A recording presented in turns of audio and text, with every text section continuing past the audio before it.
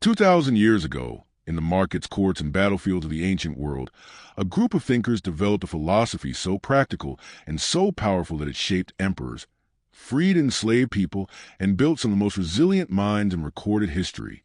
It was not a religion. It required no temples, no rituals, no priests. It asked only for a daily commitment to a single discipline, the mastery of your own inner world. That philosophy was Stoicism, and for centuries, it was the most widely practiced system of personal philosophy in the Western world. Emperors studied it. Generals applied it. Ordinary people used it to survive poverty, loss, war, and slavery with a dignity and clarity that astonished those around them. Then, gradually, it was forgotten, or rather, it was set aside as the pace of the modern world accelerated into something the ancient Stoics could never have imagined: the 24-hour news cycle, social media, the constant pressure to produce, perform, consume, and compare. The relentless noise has become the background frequency of modern life. And here's the extraordinary irony. The problems the ancient Stoics were solving are the exact problems that are breaking people today. Anxiety about things outside your control. Anger that destroys relationships and reputations. Fear of what other people think. The paralysis of overthinking. The hollow restlessness of a life spent chasing external things and wondering why the arrival never satisfies. These are not new problems.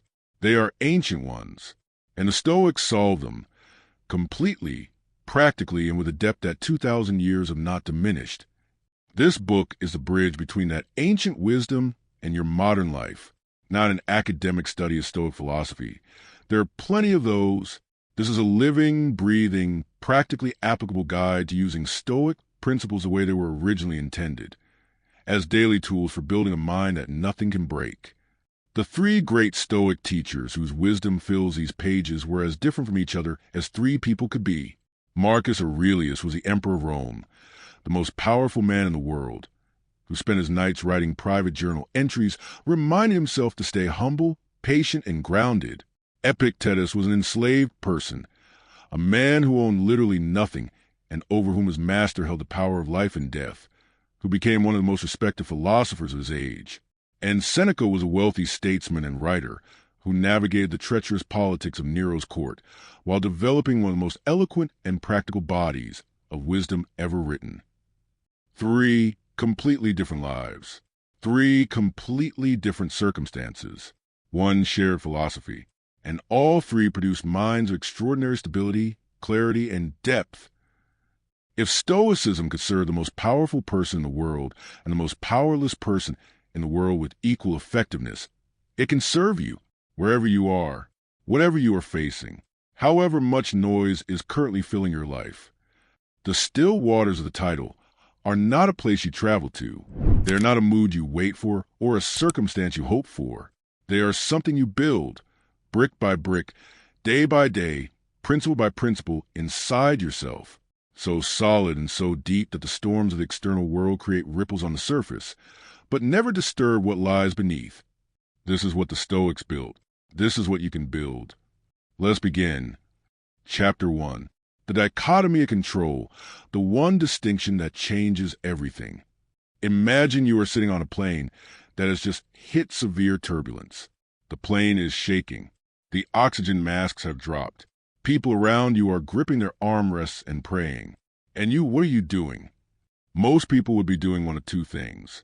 Either flooding their mind with terrified thoughts about crashing, replaying every plane disaster they have ever heard of, calculating the odds of survival, and desperately wishing the turbulence would stop, or doing something that produces no better outcome but costs far less, focusing entirely and completely on the only things actually within their power, breathing slowly, staying calm, following the crew's instructions, being present for the person next to them who is more frightened.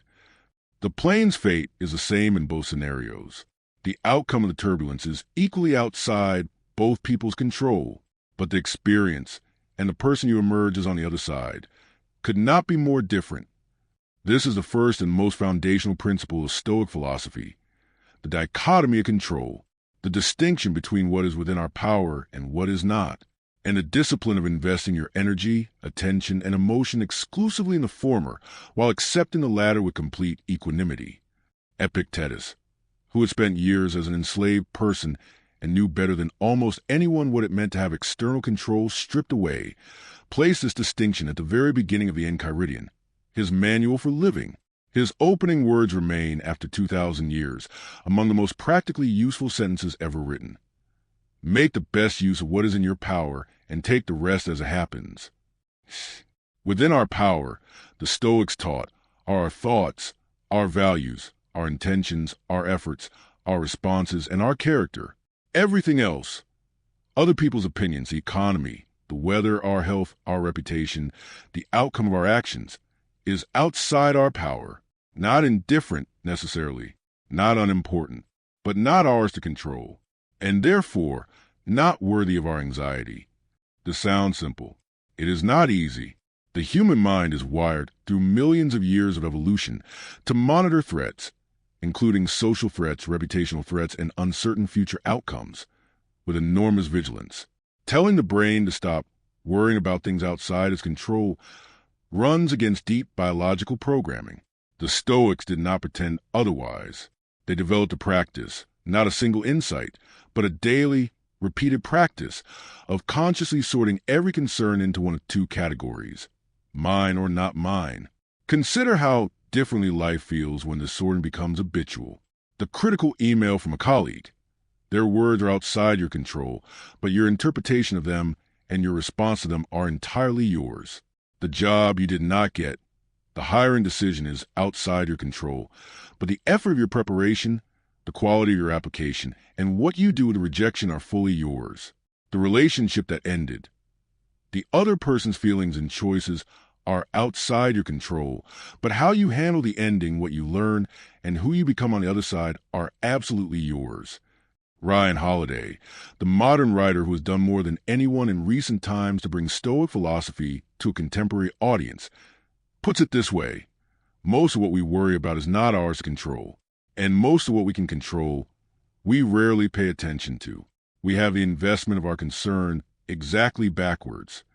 Here is a practice the Stoics called the view from above, a mental exercise in which you deliberately zoom out from your immediate situation to see it in context. When you are consumed by anxiety about what someone thinks of you, imagine viewing that moment from perspective of a month from now, from a year, from your deathbed. Almost always, the situation that felt overwhelming shrinks to its actual proportions. The email that seemed devastating becomes a minor note. The opinion that felt catastrophic becomes irrelevant. Marcus Aurelius, who governed an empire of 60 million people while managing external wars, internal rebellions, plagues, and the constant pressure of absolute power, returned to this principle in his private journals again and again, not because it came naturally to him, but because it required constant practice. He wrote to himself, "You have power over your mind, not outside events. Realize this, and you'll find strength." He wrote it as a reminder, because even the most powerful man in the world needed reminding. Today, before you finish reading this chapter, take 5 minutes and write down everything that is currently causing you stress or anxiety. Then draw a line down the center of the page. On the left, write what is genuinely within your control. On the right, write what is not. Notice where you have been spending your energy. Then, for everything on the right side, practice this. Decide, consciously and deliberately, to release it, not to stop caring, but to stop suffering over something that was never yours to determine. This is the foundation of the still waters. This is where Stoic peace begins. Chapter 2. The obstacle is the way. How Stoics transform adversity into advantage. In the winter of 1914, the inventor Thomas Edison arrived at his research facility to find it fully engulfed in flames. The building housed years of prototypes, research documents, and irreplaceable experimental results. As the fire devoured everything he had built, his son Charles ran to find him, expecting despair, perhaps collapse. Instead, he found his 77-year-old father standing in the glow of the fire, watching calmly. Edison turned to his son and said, "Go get your mother and her friends. They will never see a fire like this again." The next morning, He walked through the ruins and announced that they would begin rebuilding immediately. Within 3 weeks, the facility was back in operation. Within months, Edison had produced more output than in the years preceding the fire. He had understood something that the Stoics had articulated 2,000 years earlier, and that most people spend their entire lives never grasping. The obstacle is not separate from the path. In many cases, the obstacle is the path. It is the thing that, when engaged with correctly, produces the very strength, clarity, and direction that the comfortable road never could. Marcus Aurelius wrote in his private journal, never intended for publication, these words: "The impediment to action advances action. What stands in the way becomes the way." It is perhaps the most concentrated expression of Stoic philosophy ever written. 12 words that contain an entire approach to adversity. The Stoic framework for handling obstacles begins with what they call the discipline of perception, the understanding that the meaning of an event is not contained in the event itself, but in the interpretation you apply to it. Fire destroys a building. That is a fact. What it means, catastrophe or opportunity, ending or beginning, is a choice. Not always an easy choice, not always an immediate one, but always, ultimately, a choice. Consider James Stockdale, the American naval officer who spent 8 years as a prisoner of war in Vietnam, much of it in solitary confinement and subjected to repeated torture. He had studied Stoic philosophy at Stanford before his capture, and it was Epictetus, the enslaved philosopher, whose writings he said kept him alive. He could not control his captivity. He could not control the torture. He could not control how long he would be there. But he could control his mind, his values, his sense of self, and how he related to what was being done to him. When he was eventually released, researchers studied him and other prisoners of war to understand what had separated those who survived psychologically intact from those who did not. Stockdale's insight, which researchers confirmed, was stark. The prisoners who struggled most were what he called the optimists, the ones who fixed their hope on external outcomes, telling themselves we will be home by Christmas or this will end soon. When Christmas passed and they were still there, the hope that sustained them became the instrument of their collapse. Stockdale survived by doing something harder and more honest, accepting the reality of his situation completely while refusing to let it determine his identity or diminish his values. He called this brutal honesty paired with unbreakable commitment. It has since been called the Stockdale paradox. Maintain faith that you will ultimately prevail while confronting the brutal facts of your current reality. The Stoics call this amor fati, the love of fate. Not resignation, not passive acceptance, but an active embrace of what is combined with the question, how can I use this?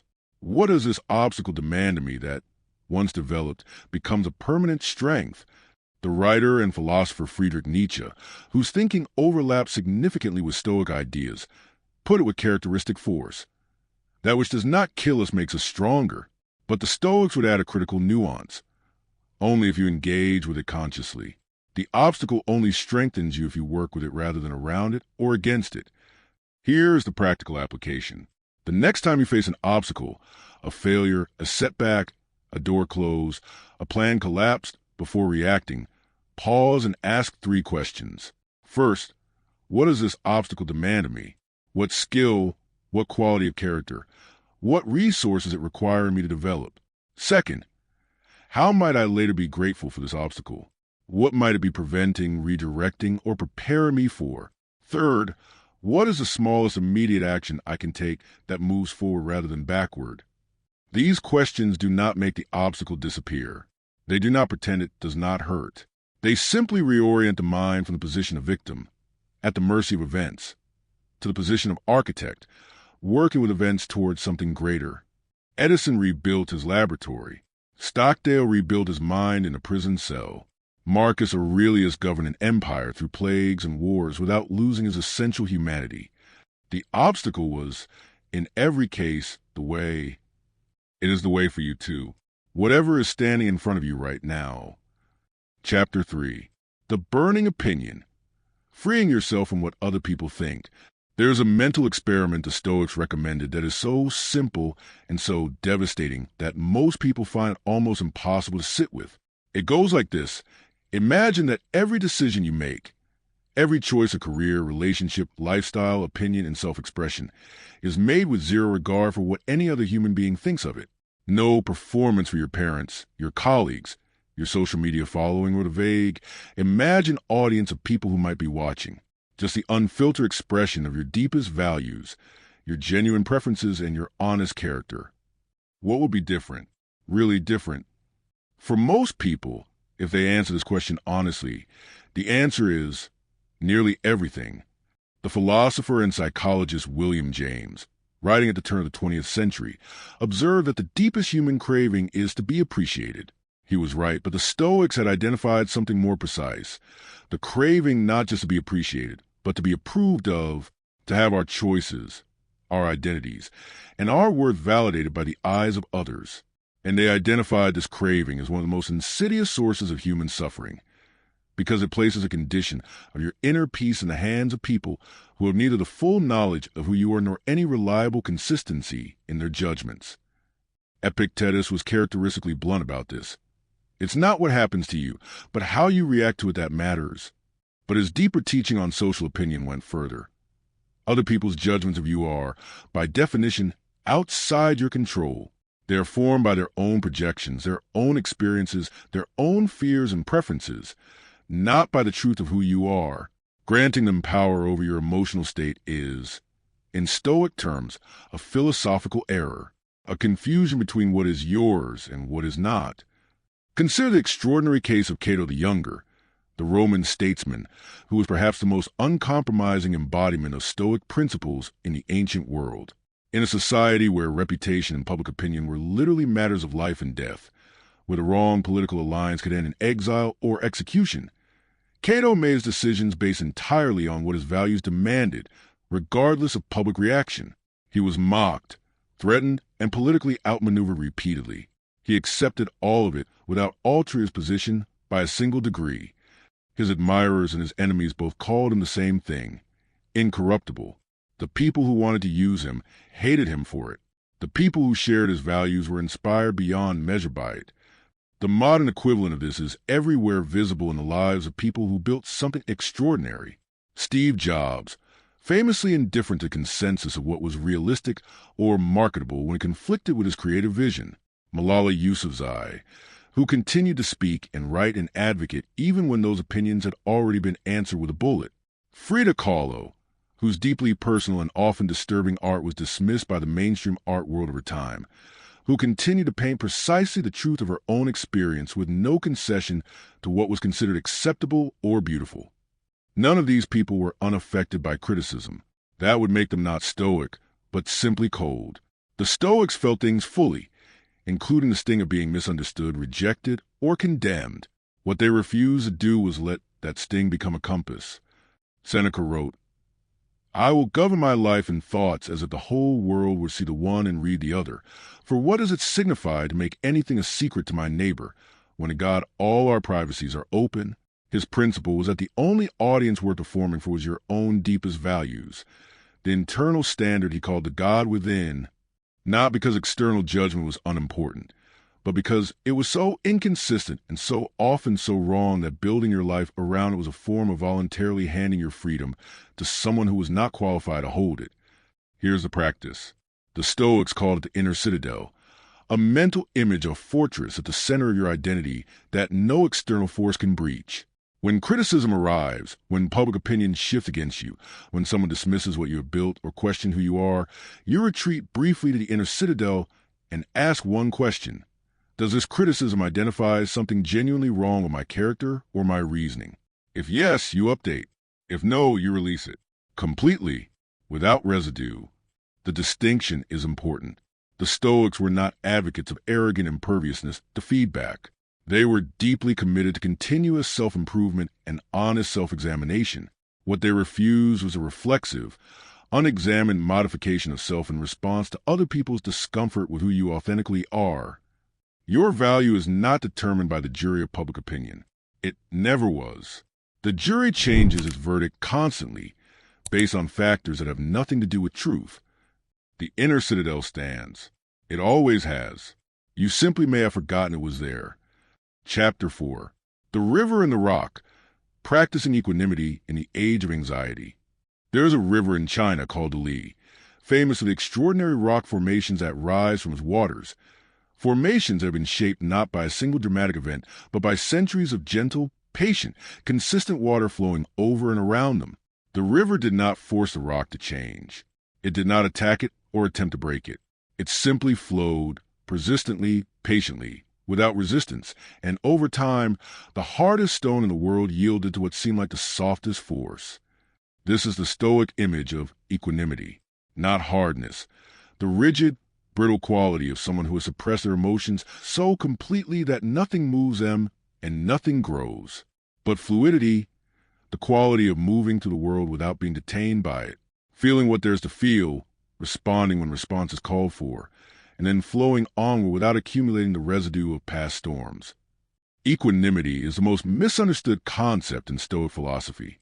Most people hear Stoic and picture a stern, emotionless person who feels nothing and shows nothing. This is precisely backwards. The Stoics were deeply emotional people. Marcus Aurelius wrote with raw grief about the deaths of friends and children. Seneca wrote with aching clarity about loneliness, loss, and fear.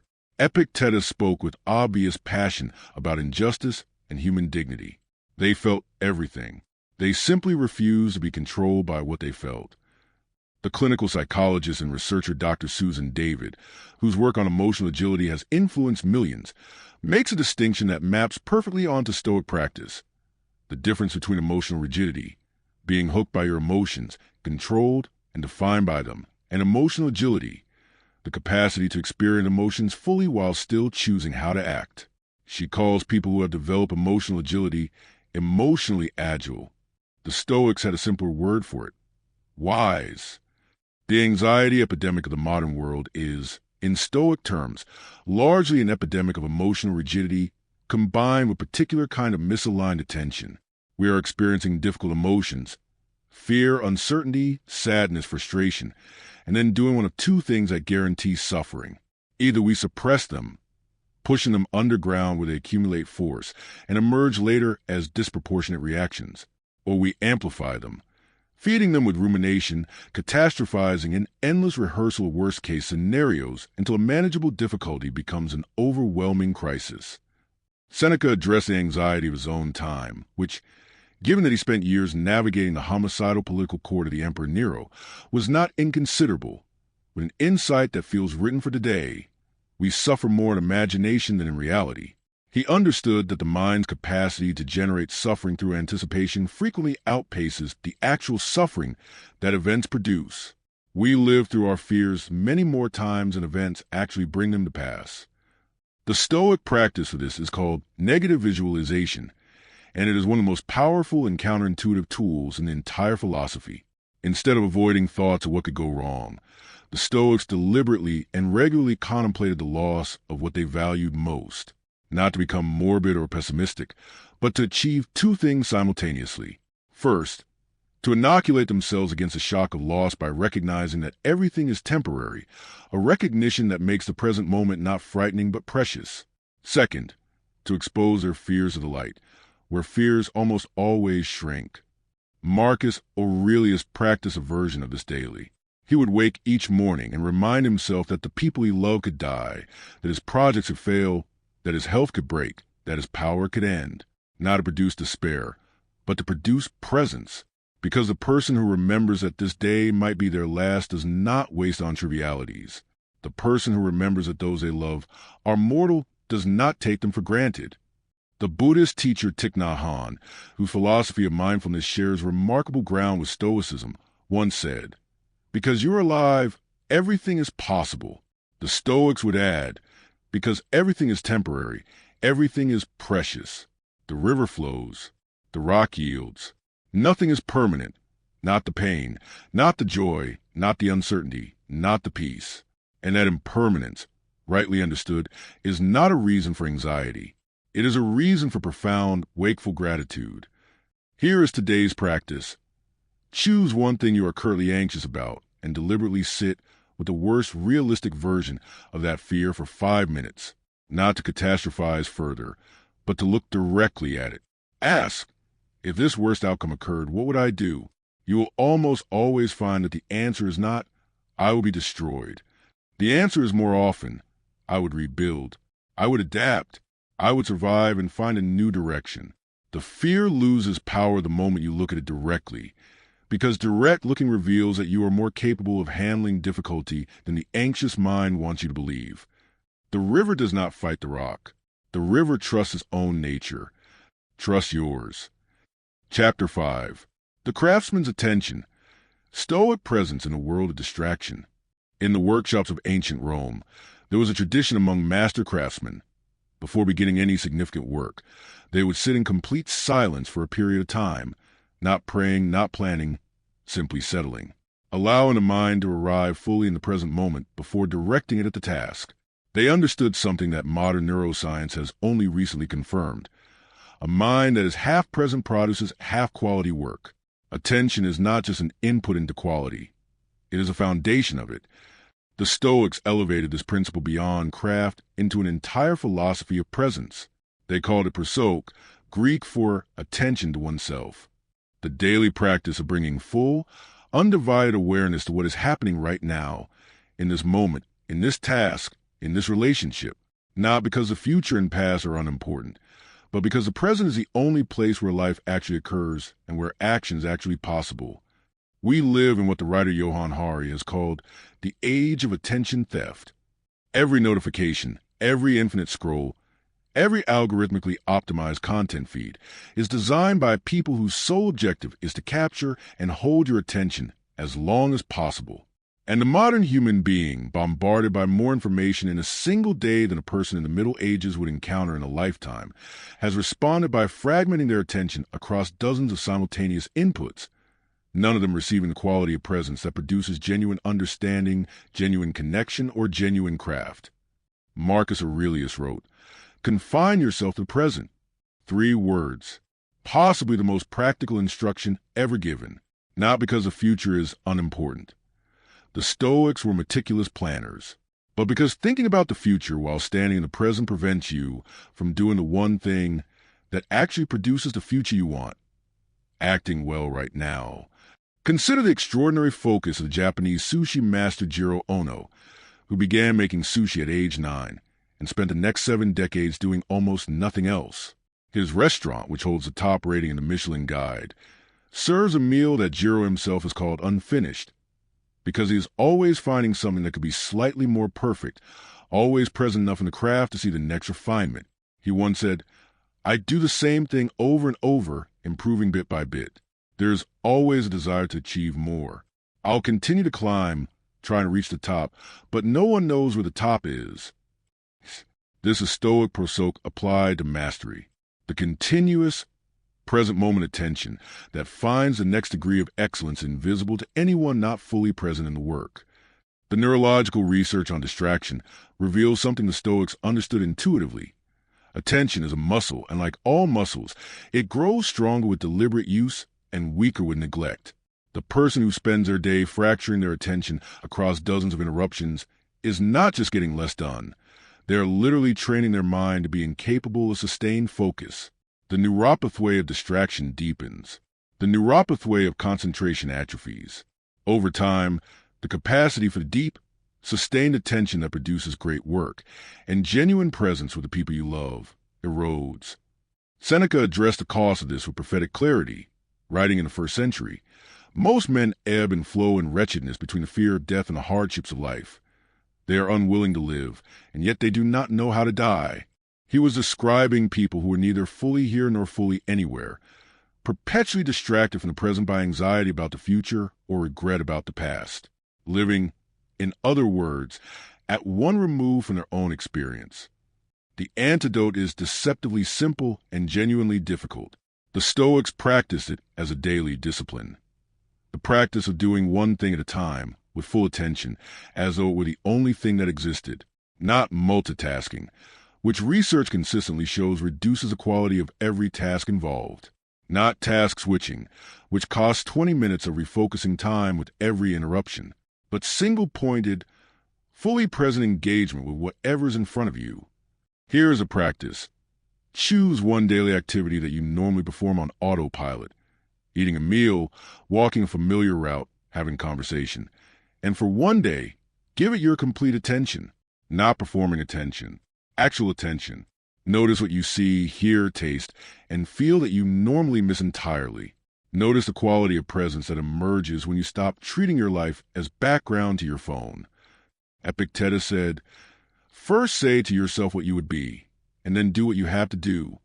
The Stoics understood that who you are is not found in some future version of yourself, in the achievement of some distant goal, or in the memory of a better past. Who you are is here, now, in the quality of attention you bring to this moment. The craftsman's hands move slowly. They miss nothing. Be the craftsman. Chapter 6. The flame that serves, harnessing anger without being consumed by it. In the 1st century A.D., the Roman philosopher Seneca wrote a 3-volume work called the Ira on anger. It is the most comprehensive philosophical analysis of anger produced in the ancient world, and it opens with a description of what Seneca considers anger's defining characteristic. No plague has cost the human race more. He was not speaking metaphorically. He was surveying the wreckage of wars begun in anger, relationships destroyed by it, careers ended by it, families torn apart by it, and private inner lives poisoned by the chronic low-grade variety that never erupts dramatically but slowly corrodes everything it touches. 2,000 years later, the same survey produces the same results. But the Stoic approach to anger is not what most people expect. They did not counsel suppression. The stuffing of anger is so deep that it accumulates force and eventually detonates. They did not counsel passive acceptance, the turning of a blind eye to genuine injustice. They understood that anger, like all difficult emotions, contains information. The question is not whether to feel it, but what to do with what it is telling you. Seneca's most elegant observation about anger is this: you cannot reason with fire while it is burning. The first response to anger must always be to wait, not to suppress, to wait, to allow the biochemical storm of cortisol and adrenaline to begin metabolizing before attempting to assess, respond, or act. The greatest remedy for anger, he wrote, is delay. Modern neuroscience has confirmed this with precision. The amygdala, the brain's alarm center, responds to a perceived threat by flooding the body with stress hormones within milliseconds. The prefrontal cortex, the rational, values-based decision-making center, takes approximately 90 seconds to begin re-engaging after the initial trigger. The research of Dr. Jill Bolt-Taylor, who studied this process in her own brain during a stroke, confirmed that the physiological storm of emotion, if not refueled by continued thought, passes through the body in approximately 90 seconds. After 90 seconds, the emotion is being maintained by thought, not by biochemistry. This 90-second window is the gap Epictetus described between stimulus and response, the space where freedom lives. Not 90 minutes, not 9 hours. 90 seconds of pause, of breath, of choosing not to speak or act while the body's alarm system is overriding the rational mind. That pause, practiced consistently, produces profoundly different outcomes over a lifetime. The tennis great Arthur Ashe, who faced racial injustice and personal adversity with a dignity that became legendary, described his approach to anger-inducing situations with stoic clarity. You are never really playing an opponent. You are playing yourself, your own highest standards, and when you reach your limits, that is real joy. He transformed the trigger of anger, someone trying to diminish or defeat him, into a challenge to meet his own standard. The external provocation became irrelevant. The internal response became everything. Marcus Aurelius, who governed millions of people and encountered no shortage of incompetence, bad faith, and deliberate obstruction, returned repeatedly in his private journal to one of Stoicism's most counterintuitive practices around anger, the deliberate cultivation of compassion for the people who provoked it, not because they deserved it. Often they did not, but because understanding the limitations, fears, and blind spots that produce harmful behavior is the most effective way to diffuse the rage that behavior triggers. He wrote, "When you wake up in the morning, tell yourself, the people I deal with today will be meddling, ungrateful, arrogant, dishonest, jealous, and surly. They are this way because they cannot tell good from evil. But I have seen the beauty of good and the ugliness of evil, and have recognized that the wrongdoer has a nature related to my own, not of the same blood or birth, but the same mind, and possessing a share of the divine. This is not naive. It is strategic. Compassion does not require approval. It does not require letting harmful behavior continue unchallenged. It simply removes the personal charge in the situation. The "how dare they do this to me?" that converts a practical problem into a consuming personal wound. Here is the practice. The next time anger arrives, count to 90 before speaking or acting. Use those 90 seconds to ask one question only. What is the most useful response to this situation? Not the most satisfying one, not the most dramatic one, but the most useful? What do I actually want to achieve, and does the response I am about to give move me toward or away from that outcome? The flame that serves warms a house. The flame that rages burns it down. You hold the choice every single time. Chapter 7. The morning and evening. Stoic daily practices that rewire the mind over time. In the ancient Stoic schools, philosophy was not considered an intellectual exercise. It was considered a medical art, a system of daily practices for diagnosing and treating the disorders of the mind the same way medicine diagnosed and treated the disorders of the body. Just as a person who wanted to maintain physical health did not simply read about nutrition and exercise, but actually ate well and moved every day, the Stoic philosopher was expected to practice their principles in specific, repeated, daily ways. The two most important practices were morning meditation and the evening review, bookends of the day that, together, created a continuous cycle of intention, awareness, and reflection that gradually and permanently reshaped how the mind engaged with the world. The morning meditation was not what modern people typically picture when they hear the word meditation. It was not about emptying the mind or achieving a state of peaceful blankness. It was a deliberate, active mental preparation for the day ahead. Marcus Aurelius described in his private journal. Before arising, he would think to the kinds of people and situations he was likely to encounter, the difficult colleague, the unexpected setback, the person who would try to provoke him, the temptation to cut a corner in his values, and he would rehearse, in his mind, how he intended to respond to each. This practice, which modern psychologists call mental contrasting and implementation intentions, has been shown in controlled research to dramatically increase follow-through on values-based behavior under pressure. When you have already decided, in the calm of the morning, how you will respond to the difficult situation, you are not making a decision in the heat of the moment when your prefrontal cortex is competing with your stress hormones. You are simply executing a decision already made. The poet Maya Angelou, whose daily creative routine was among the most disciplined of any writer of the 20th century, described her mornings as sacred, the time when she prepared her mind for quality of presence and honesty her work demanded. She would rise early, move to a hotel room she kept specifically for writing, and spend the first part of the morning doing nothing but arriving, shedding the noise of the world, and entering the quality of attention the work required. She did not wait to feel inspired. She prepared the conditions in which inspiration consistently appeared. This is prosaic, Stoic attention, applied as a morning ritual. You do not simply emerge from sleep and immediately engage with the world demands. You set the terms of your day before the day sets them for you. The evening review was equally important and complementary. Seneca described his own practice in his letters.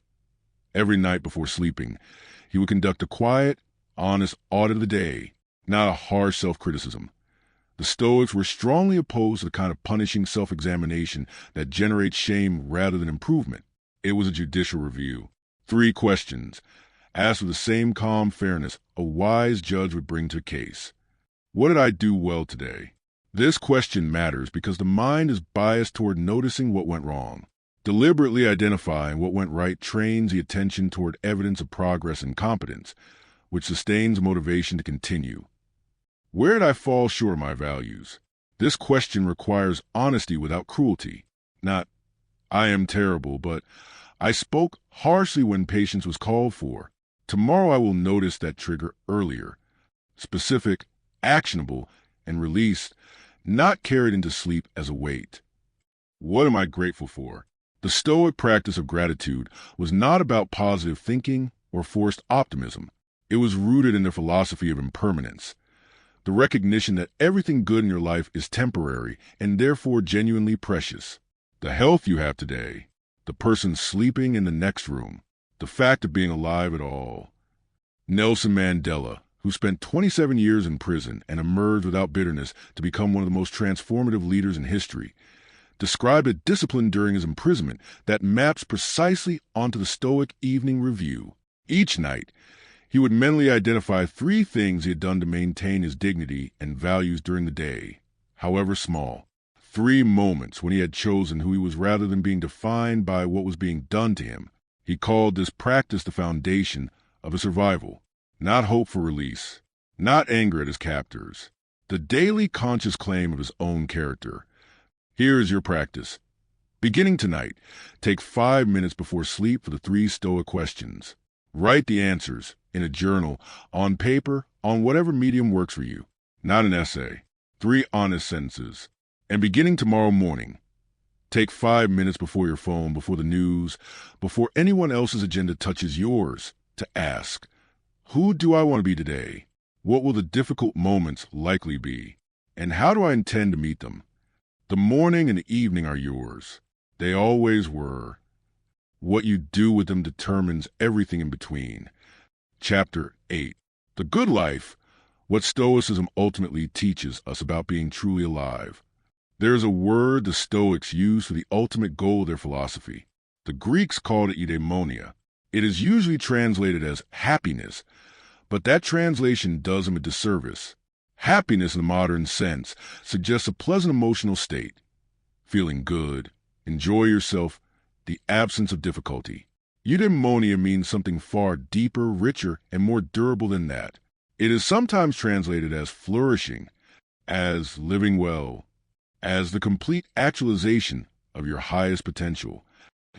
Aristotle, who was not a Stoic but shared much of their ethical framework, defined eudaimonia as the activity of the soul in accordance with virtue, not a feeling, but an activity.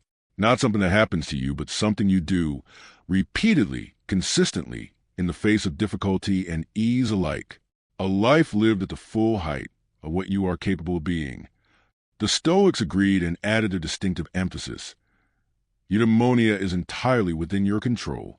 It does not depend on wealth, health, status, reputation, or the cooperation of the world. It depends entirely on the choices you make about how to use your mind, how to orient your values, and how to engage with whatever circumstances present themselves. The wealthy and the enslaved can equally achieve eudaimonia. The powerful and the powerless can both miss it entirely. What determines it is interior, not exterior. This is the most radical idea in all of Stoic philosophy. And in a world that sells happiness as something you acquire through the right purchase, the right relationship, the right achievement, the right social recognition, it is also the most countercultural. Think about the texture of the most fully alive moments in your own experience. Not the most comfortable or the most pleasurable, but the moments when you felt most real, most purposeful, most utterly yourself. Almost certainly, those moments were not passive. They were active.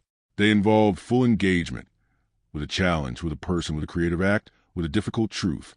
They involved the deployment of something genuine in yourself in response to something real in the world. That is what the Stoics were pointing toward. Not comfort, not the absence of difficulty. The complete engagement of your authentic self with the life that is actually yours. Viktor Frankl, the Austrian psychiatrist who survived the Nazi concentration camps and went on to develop one of the most significant schools of psychology of the 20th century, discovered in those camps something the Stoics had known for centuries. He wrote, "Everything can be taken from a man but one thing, the last of the human freedoms, to choose one's attitude in any given set of circumstances, to choose one's own way." He watched people in conditions of unimaginable deprivation find meaning, dignity, and what could only be called a form of flourishing, while others in the same conditions collapsed entirely. The difference, he concluded, was not what happened to them. It was whether they had something to live for, whether they had found or maintained connection to meaning, value, and purpose. The Stoics would say that connection to meaning, value, and purpose is eudaimonia, and it is available to you right now, today, regardless of your circumstances, your past, your resources, or your age. Here is how the Stoics understood the good life in its fullness. It was built on 4 virtues, the cornerstones of Stoic character, that they believed, once genuinely cultivated, produced everything else a human being could possibly need for a complete life. Wisdom, the ability to see clearly, reason well, and understand what actually matters. Courage, the willingness to act on your values even when doing so is difficult or costly. Justice, the orientation toward the well-being of others, the recognition that human beings are social creatures who need each other and owe each other something. And temperance, the discipline of keeping your desires, impulses, and reactions proportionate, not cold or suppressed, but measured and free. These four virtues are not a checklist to be completed. They are a direction of travel, an orientation that you return to daily, that you fall short of regularly, and that you approach asymptotically over a lifetime of practice. Nobody arrives. The point is the approaching. The American poet Walt Whitman, writing in a completely different tradition but arriving at the same essential place, captured the spirit of Stoic eudaimonia with his declaration, "I am large, I contain multitudes." The fully alive person does not reduce themselves to a single role, a single identity, a single set of approved responses. They contain and express the full range of what they are: grief and joy, strength and vulnerability, certainty and doubt, and they do so with the courage to be exactly who they are in each moment. You have now traveled through 8 dimensions of Stoic philosophy. The dichotomy of control, releasing what is not yours. The obstacle is a way, transforming adversity into advantage. Freedom from the burning opinion of others. Equanimity in the face of anxiety. Craftsman's presence in the age of distraction. The flame of anger made servant rather than master.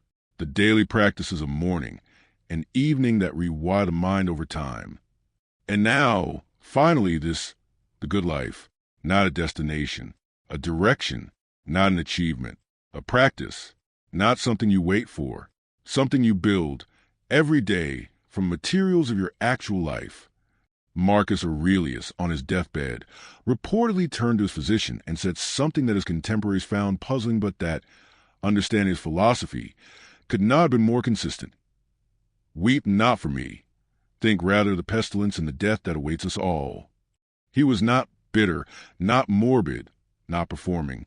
He was simply doing, in his final moment, what he had done every day for decades, releasing what was outside his control, embracing the impermanence that made every moment precious, and dying, as he had lived, in full accordance with his values.